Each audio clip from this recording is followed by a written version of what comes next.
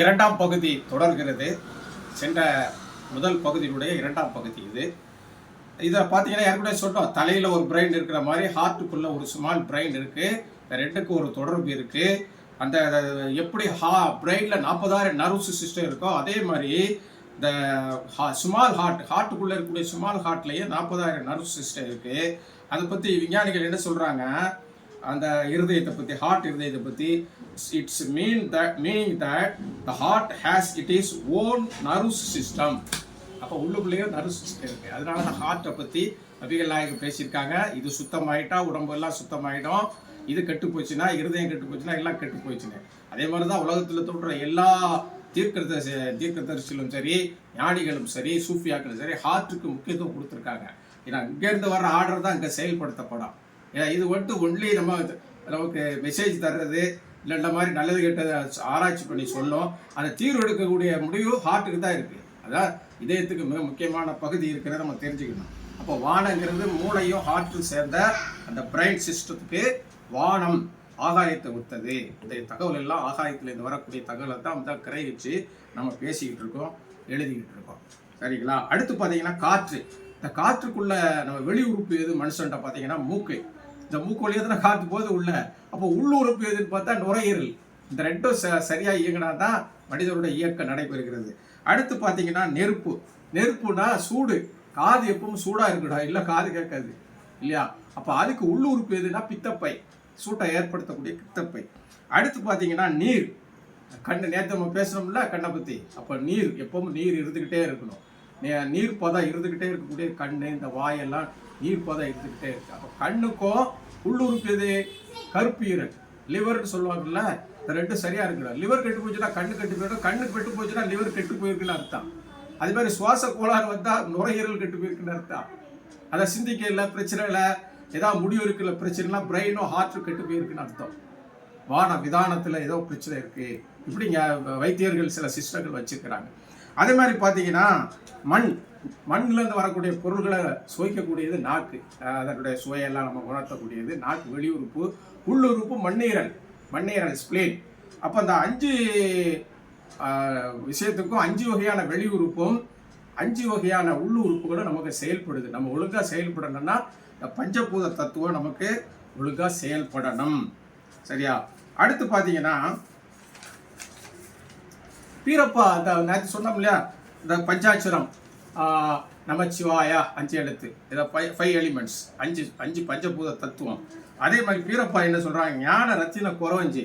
இது குறித்து நான் ஆலிஞானம் 63 எழுதியிருக்கிறேன். இதில் விரிவான தகவல் இருக்கிறது. சுருக்கமாக உங்களுக்கு சொல்கிறேன்.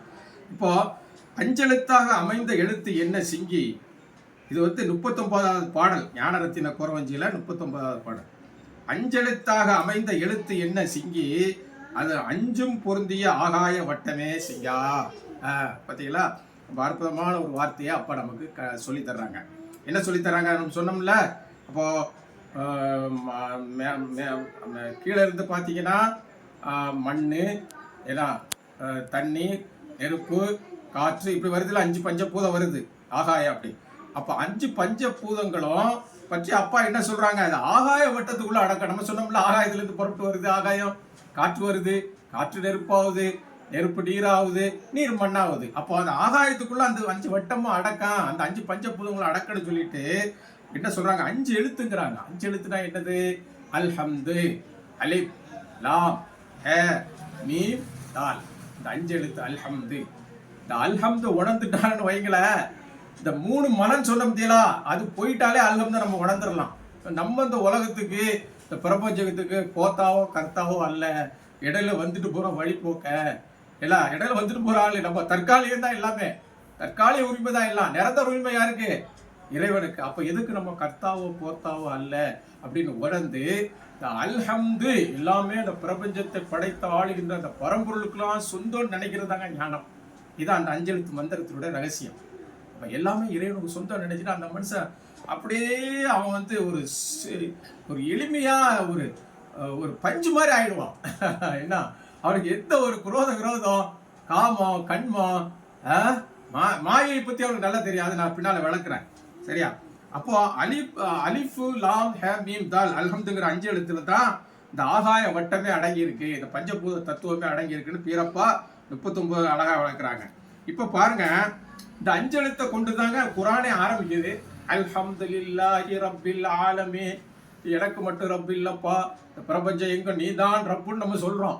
ஒவ்வொரு முஸ்லீம் போய் ஒவ்வொரு தொழுகையில என்ன சொல்றோம், எனக்கு மட்டும் இல்லப்பா இறைவா, அகிலும் அனைத்துக்கும் நீதான்பா இறைவங்கிறான். அப்போ ஓ இறைவன் ஏன் இறைவன்லாம் கிடையாது, எல்லாத்துக்கும் ஒரே இறைவன் என்பது இந்த அல்ஹம்துக்குள்ள இருக்கு.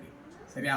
அப்போ அந்த அல்ஹம்து குரானுடைய முதல் வசனம். இந்த 7 வசனங்கள்ல இந்த அல்ஹம்த முடிக்கிறான் இறைவன். அல்ஹம்து சூரா 7 வசனங்கள், 7 வான 7 பூமி இருக்கிற மாதிரி 7 வசனத்துக்குள்ள குரானுடைய அத்தனை அம்சங்களும் 7 வரிக்குள்ள அடங்கிடும் அந்த தலைப்பு கீழே. அப்படி ஞான வல்லுநர்கள் சொல்லுகிறார்கள். அப்போ அந்த அதுதான் இங்கே நம்ம என்ன பண்ண செய்யணும், நம்ம யோசிச்சு பார்க்கணும். இப்போ இதில் பாருங்க, அலிஃப்ங்கிறது ஒரே ஒரு ஆற்றல் தான், மாபெரும் ஆற்றல், அது ஒரு வேற ஒரு கிடையாது. அந்த ஒரு ஆற்றல் தான் என்ன, அது ஒரே பரம்பொருள், அதுக்கு தான் அலிஃப். இப்போ அலிஃப் ஹே தால் அப்படி இந்த மூணையும் சேர்த்தீங்கன்னா அஹது தான் தனித்தவன், அவனுக்கு நிகராக எப்பொருளும் புவியிலோ பிரபஞ்சத்திலே இல்லை, அவருக்கு ஒப்புமை கூறத்தக்க வகையில் எந்த பொருளும் இல்லை என்பதுதான் அகது. இப்போ இந்த அல்ஹம்துலில்லாஹ் தான் அது இருக்கு அகதுங்கிறது. அடுத்து அங்கிருந்து வெளியானது யாருன்னு பார்த்தீங்கன்னா, ஜோதியா வெளியானது முகமது நபி அவர்களுக்கு. அப்போ வெளியாகும் போது பேரு அஹமத். அப்போ அலிஃப் ஹ மீம் தால், அது அல்ஹம்துலில்லாஹ் தான் இருக்கு. அஹமத், அஹமதுன்னா அல்லாவே புகழ்ந்துக்கிட்டு இருந்தவங்க, வெளியே வந்ததுலேருந்து அல்லாவே புகழ்ந்துக்கிட்டு இருந்தாங்க, அதனால அதுக்கு அஹமதுன்னு பேர். அப்போ அஹமது நபி ஆதம் படைக்கப்படுவதற்கு முன்பே நான் நபியா இருக்கேன்னு ரசூலுல்லாஹ் சொல்றாங்க, ஹதீஸ்ல பதிவாயிருக்கு. ஆதம் உடலுக்கும் உயிருக்கும் இடையில் இருக்கும் போதே நான் என்ன அல்லாஹ் நபி ஆகிட்டான்னு சொல்லி அது பதிவு இருக்கு. அப்போ இப்போ அங்க இருந்து இந்த நபி அகமது வெளியானதுக்கு அப்புறம் ஆதம் படைக்கப்படுகிறார். அலிஃப் தால் மீம் ஆதம். அதம் என்றால் மாநிறம், மண்ணின் நிறம், கோதுமை நிறம், இப்படி அதுக்கு பல பொருள் உண்டு. அதனால தான் அவருக்கு அதம்ங்கிறது தான் ஆதமா மாறிட்டு ஆத நபி அலைஹிஸ்ஸலாத்து வஸ்ஸலாத்தை அந்த அல்ஹம்துக்குள்ள 5 எழுத்துக்குள்ள இருக்குது. அதுக்கப்புறம் பார்த்தீங்கன்னா மீம் ஹே மீம் தால் முஹம்மத், இது அந்த அல்ஹம்துக்குள்ள 5 எழுத்துக்குள்ள இருக்கு. அப்போ கடைசி இறுதி தூராக வெளியான முஹம்மது இந்த பிரபஞ்சத்தினுடைய படைப்பாளனால் புகழப்பட்டவர். முஹம்மதுல என்ன அர்த்தம், புகழப்பட்டவர், மாபெரும் புகழுக்குரியவராக அல்லாஹ் என்ன செய்யறான், ஒரு கடைசி வேதத்தை கொடுத்து அந்த நபியை அனுப்பியிருக்கான். ஏன்னா அப்போ 5 எழுத்துக்குள்ள எவ்வளோ விஷயம் இருக்கு பார்த்தீங்களா. இதைத்தான் அப்பா சொல்றாங்க, 5 எழுத்தாக அமைந்த எழுத்து என்ன சிங்கி, அதை 5ம் பொருந்திய ஆகாய வட்டமே சிங்கி. ஆகாயத்துக்குள்ள அந்த 5மே பொருந்தி இருக்கு. அங்கிருந்தா புறப்பட்டு வருது, அங்கதான் போய் சேருது. குரான்ல இன்னொரு வசனம் இருக்கு, நான் படிச்ச யாவும் இருக்கு, உண்மது இறைவன் மேலிருந்து கீழே இறங்குவதையும் கீழிருந்து மேல் ஏறுவதையும் நன்கு அறிவான் அப்படின்னு இருக்கு. அது என்ன அர்த்தம், வானத்தில் அவன் என்ன ஸ்கெட்ச் போடுறானோ அதுதான் பூமியில அது செய்யப்படும், செயல்படுத்தப்படும். இங்க எதை முடிவாயிட்டோ அது மேல் நோக்கி பயணிக்கும். அங்கேருந்து பயணித்து இங்க உலகத்துல ஒரு டெம்பரவரி வாழ்க்கை வாழ்ந்துட்டு மீண்டும் மண்ணுலக யாத்திரையை முடிச்சுட்டு விண்ணுலக நோக்கி தான் போகணும். அப்போ மண்ணில இருந்து 2வது தாவி ஆகாயத்துக்கு போகணும். அந்த ஆகாய வட்டத்துக்குள்ள தான் நம்ம இருக்கோங்கிறத அப்பா சொல்றாங்க. அதனால இதுல நம்ம தெளிவா அப்பா நமக்கு நல்ல விஷயங்களை சொல்லியிருக்காங்க. அடுத்து பார்த்தீங்கன்னா, நேற்று நான் சொன்னேன் பார்த்தீங்களா, என்ன சொன்னேன் நேற்று, நான் என்ன சொன்னேன், அந்த இதை பற்றி சொன்னேன் இல்லையா, உணர்வு வெளிப்படுத்துவதை பற்றி நான் பேசினேன் நேற்று. அப்புறம் நான் பார்த்தீங்கன்னா அந்த மும்மலத்தை பற்றி பேசியிருக்கேன் இல்லையா. மும்மலத்தை பற்றி என்ன பேசியிருக்கிறேன், முதல்ல நான் என்கிற அகம்பாவம், இதை முதல்ல ஞானத்துக்குள்ள வரலாம்னா இதை முதல்ல உணரணும். ஞானத்தை அகம்பாவத்தை வெளியே வீசணும். இங்கே குரான் எடுத்து புரட்டி பாருங்க, நான் தான் அல்லாஹ், நான் தான் இறைவன் சொன்ன ஃபிரௌன் அழிக்கப்பட்டான் இல்லையா. ஹாரூத் நம்ரூத் எவ்வளோ பெரிய பெரிய அந்த ஃபிரௌன் மட்டும் இல்லைங்க, நம்ம அபுஜகில் நான் தான் பெரியவன், இறந்து போகும்போது கூட கழுத்தை பெருசாக விட்டு நான் எல்லாருக்கும் பெருசாக தெரியணும், நான்கிற அகம்பாவம் அது அழிஞ்சு போகும். அது மும்மலத்தில் ஒரு மலம். அது உணர்வு ரீதியாக மலங்களை